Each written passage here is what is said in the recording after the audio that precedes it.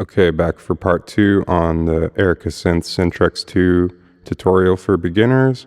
So far we've set up a basic patch with 2 oscillators going into the filter and the filter going into the envelope signal, which is controlled by the trapezoid, and then we also have the trapezoid controlling the filter. It sounds like this. We were just running a sequencer.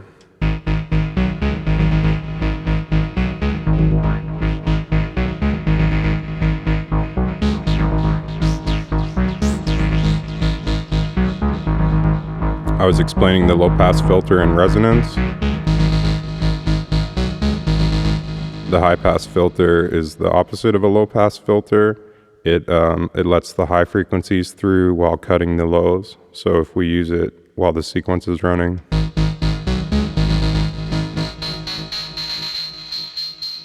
all the lows disappear.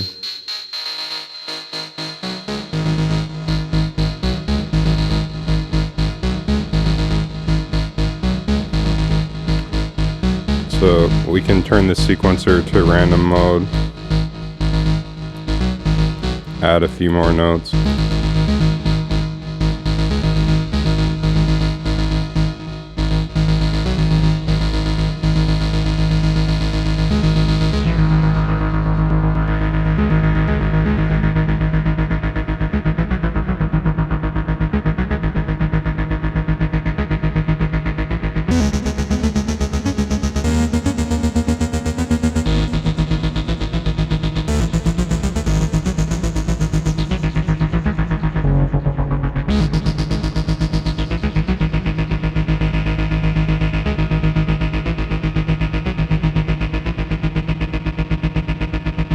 So we'll stop the sequencer. Oscillator 3, like I said earlier, it can be used as audio or for low frequency control voltages. So let's listen to it as audio.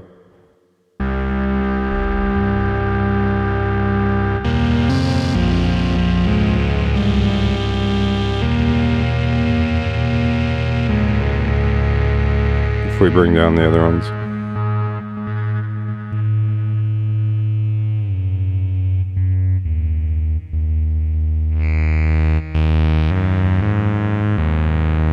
Oscillator 3 has its shape as well. If it's on the center, it's a triangle wave, which is very similar to a sine wave. There's not many harmonics. So if you want it a little more audible, you can turn it into a saw wave.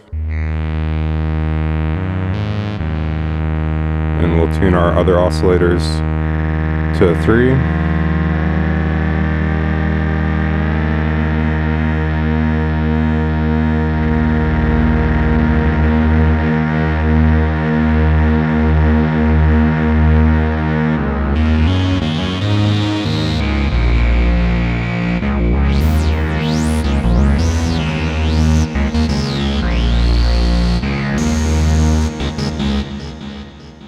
There's some more sound sources we can add. We can add noise. We'll send it to the filter.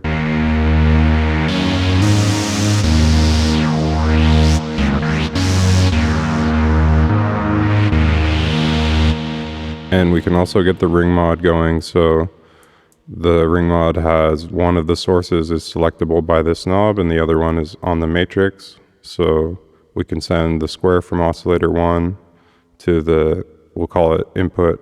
Here it's called input A, ring mod A, and we'll set source B to oscillator 2, and we'll send the ring mod right to the output and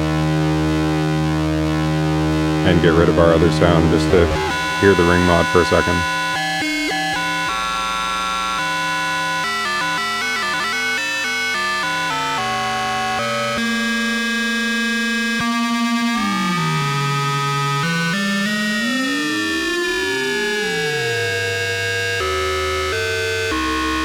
So our ring mod is really good for these kind of atonal sounds. If you set it to tuning that isn't like common frequencies, like if they're tuned to an octave, you can kind of hear where it stabilizes. But if you have it set off, you get these almost bell type sounds. So we can send this to the filter as well.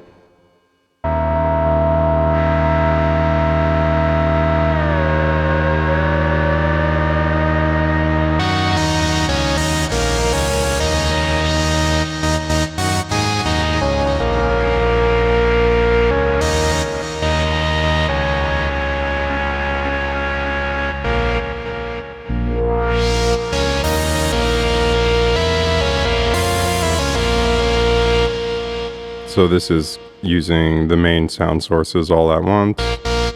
We can send this to the effects. Sometimes you want to send the effects to its own output, depending how you're recording and mixing the synth, but for this video we'll just send it to the same output that we're using. So our wet dry is going to be the level knob on the effects. So with it down, no delay, but with it up,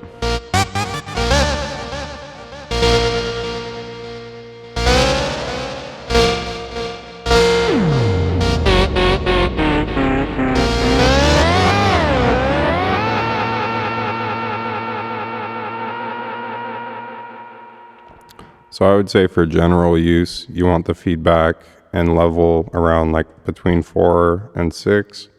So for reverb, that'll sound like this.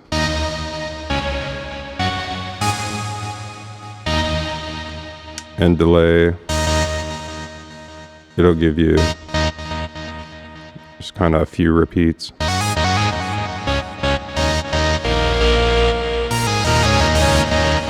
If you turn the level and feedback up, it can get pretty crazy, especially on reverb.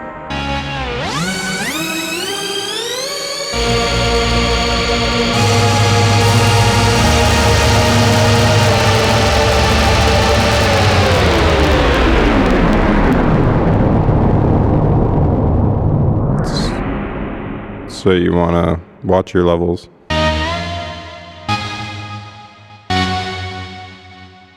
The level of your trapezoid and filter, I should have maybe mentioned this earlier. Every module on the Syntrx has its own output level. So if we have the signal down here, we get no sound. If we have the signal up but we have the filter down, we get no sound. We need these output levels up to hear the synth. So you're going to want your oscillator levels up, your filter level up, your envelope level up, and your effects level up, and your output level up, or you might not be hearing things. So we'll get rid of the effects. And we'll get rid of oscillator 3 and turn it to free, which is means it won't follow the keyboard. So we can use it for LFO duties. And we'll send it to the filter.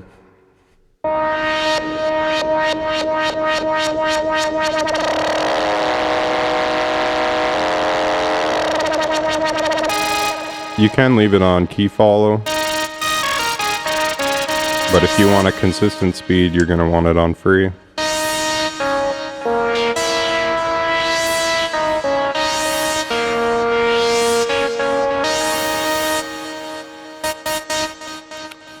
We'll get rid of the noise, and we'll send the noise to the sample and hold input, and we'll send the sample and hold, which is affected by this switch here. You want it switched to sample and hold, and we'll have it on running on free, which is the internal clock, and we'll send that to the filter cutoff.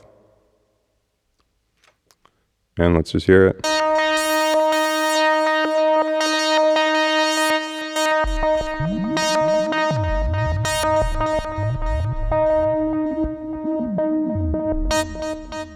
And that'll do it for part 2. I'll probably do a part 3, and I'll see you back for that if you decide to watch.